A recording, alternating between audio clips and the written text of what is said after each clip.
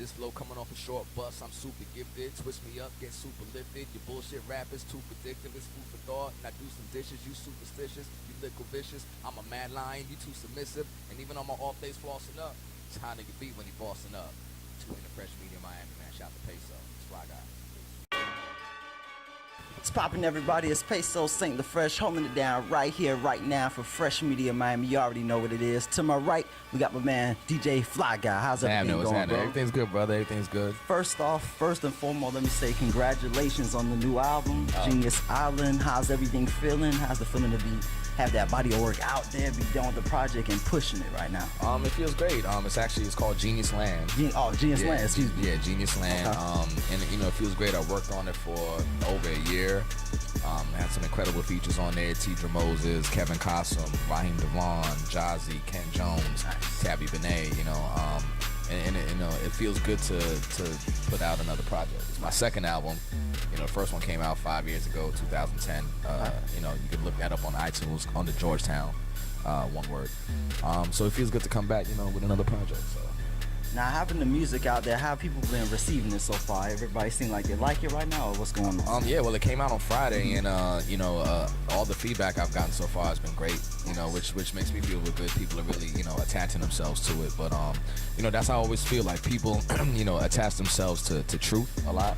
And music that has, soul and substance in it will always resonate, with audiences. I think, at least, in my opinion.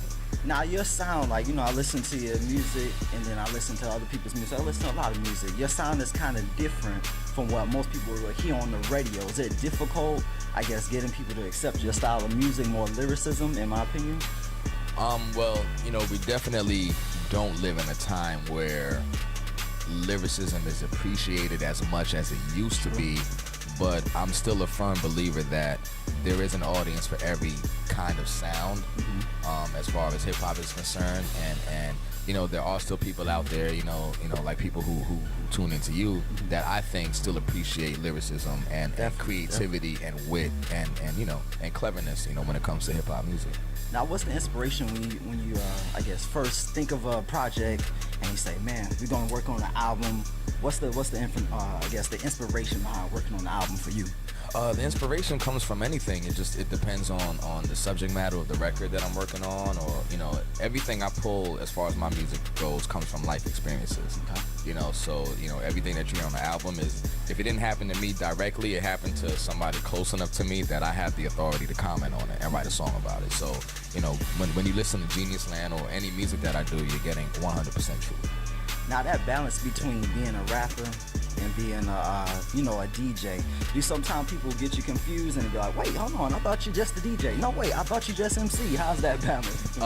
It's funny because this is my second time living in Miami, and I moved back here in 2008, and before that I was in Brooklyn, in New York, and when I moved out here, I started DJing in 2009, and it kind of just took off and developed into a career. I wasn't expecting it to be, but that's what happened. And then everybody in New York was who I'm still Facebook friends with and stuff like that. They would leave comments and say, "Oh, you really down in Miami doing this DJ thing, huh?" And then I try to put people on down here to my music, and they're like, "Oh, you rap?" And there's always like this stigma that comes over people when you hear somebody rap. It's like, "Oh yeah, for real, you rap? You like, too?" Everybody rap. Everybody rap. So, but for me, being a DJ 6 years versus being an MC for 16 years, that kind of puts it in perspective for people that if you think I'm dope as a DJ, multiply that by 10, and then now you have me as an MC. Definitely. Now, when you pick people to work with as far as your music, you mentioned you work with Kent Jones down here in Miami. Shout out Epidemic, Dre, and everybody. Yeah, what's up, Pat? My man Hit My Beeper up in Virginia, aka Family. How do you choose who you work with? Everything, I think, at least on this project, came from relationships, and being a DJ allowed me to establish and build these relationships with artists from playing their records in parties, or putting their records on mixtapes or party mixes that I did. And then through those situations, a genuine friendship kind of evolved with each of them. So when it came time for me to work on a project, it was a no-brainer for them to be like, oh, Fly Guy, whatever you need, I got you, just call me. So, and I was blessed and fortunate enough that each one of them, contributed to the project. Nice. And I was able to have every studio session with them, with every feature in the studio, as opposed to let me do a song and somewhere else, send it back and forth. It was a real genuine, organic creative process.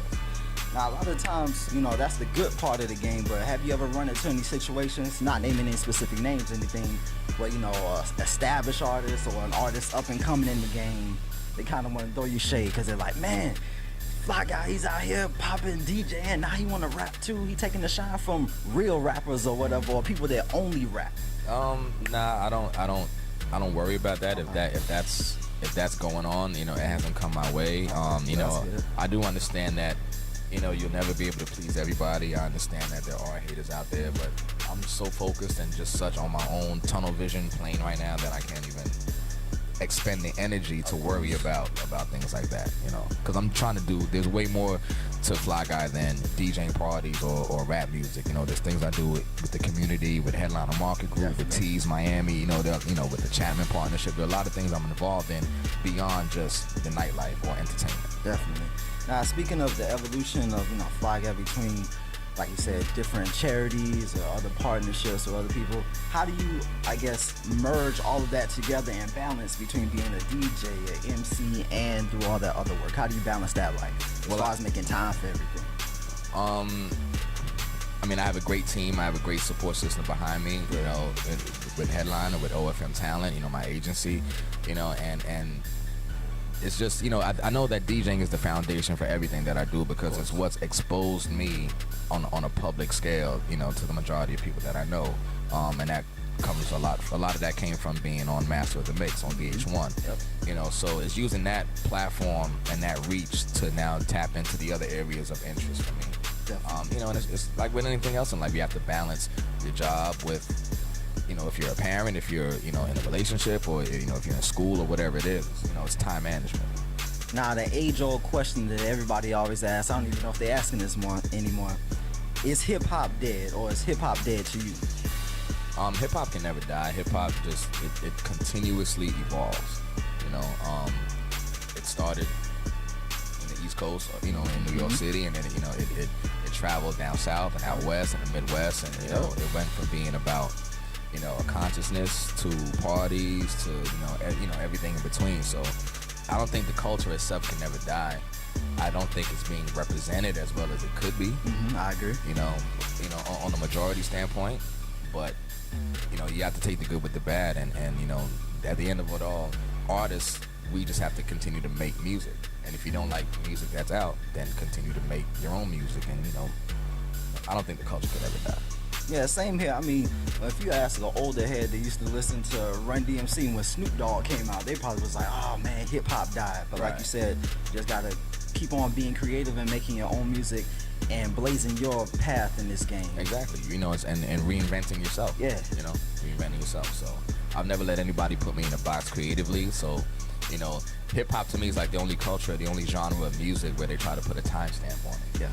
If you're a rock and roll star, you're Mick Jagger or Steven Tyler, Aerosmith, them guys are 60, 70 years old. Still touring, still creating music. YouTube been doing it, 30-something, 40 years probably, something like that. So, it seems like this is the only culture where we try to put a timestamp on how long you can do it for, and I refuse to let that apply to me in any way, shape, or form. You think fans kind of attribute to that? Because, sometimes it's like, they'll take a legend, like say Missy Elliott, she dropped the song I think last week or something like that, and people were like, oh, it's good, but she's old or whatever. Do you think fans kind of attribute to putting an expiration date on artists that are pretty much legends, but they don't have a song on the radio right now, they don't have a video right now, they're probably not popping on social media right now, so to kids it's 13, 14, 15, I don't know you.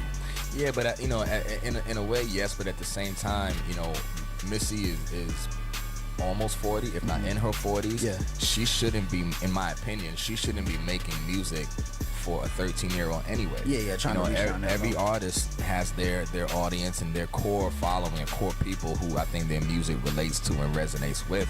And it's just like anything, like R-rated movies are R-rated movies for a reason. They're not made for teenagers. Exactly. You know, PG-13 movies aren't going to interest, you know, a grown person, because the demographic and, you know, that's put into the creation of it is just different. Yeah. You know what I mean? So that's how I look at hip hop. Like, everybody, there's a type of artist, there's a type of sound for every kind of age group, age range, you know, demographic, you know, whatever it is. So, and not everything has to fit and work for everyone. Every single You know time. what I 100% agree. So anything else you want to let everybody know? Let them know where you can get your album, man. Well, you can get it, you know, all digital retailers, iTunes, Amazon, Google Play, you know, stream it on Spotify, Apple Music.